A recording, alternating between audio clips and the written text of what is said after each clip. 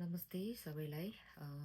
आज चाहिँ म कविता वाचन गर्न गइरहेछु र मेरो हातमा चाहिँ यो सम्झनाको चोमुलुङ भन्ने कविता सङ्ग्रह छ, जो चाहिँ हङकङमा बसेर नेपाली साहित्य लेखिराख्नु भएको छ।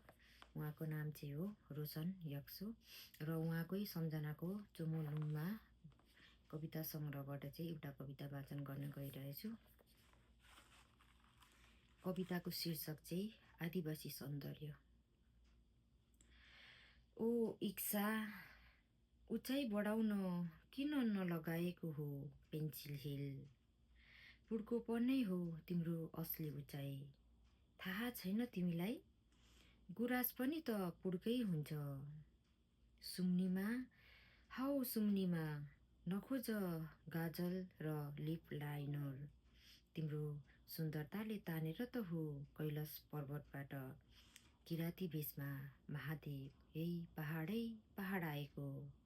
तिम्रो सुरिलो साकेला धुन सुनेर त हो चराहरू झिरबिराउन थालेको। ओ ज्ञानी सारा, सुन्छु तिमी त पछि लाग्दैछौ रे प्लास्टिक सर्जरीको। सम्झ तिम्रै पुष्ट छाती देखेर हो माछा पुछ्रे र अन्नपूर्ण ठिङ्ग उभिन सकेको। ओ पेमा, तिमीलाई सुहाउँछ तिम्रै स्याब्रो, चुल्ठोमा गुराँस सिउरिएर चरीसँगै वन वन नृत्यरत देखेर न हो डाँफे र मुनाल नाच्न सिकेको। तिमीलाई देखेर त हो हिमालले हाँस्न सिकेको। ओ डोल्मा, नेप्टी भन्दा नरिसाउन, तिम्रो नेप्टो नाकले तिमीलाई छत्ती सुहाएको। ओ मेरी मैचाङ, कुनै मेन्दो भन्दा कम छैन तिम्रो आदिवासी सौन्दर्य।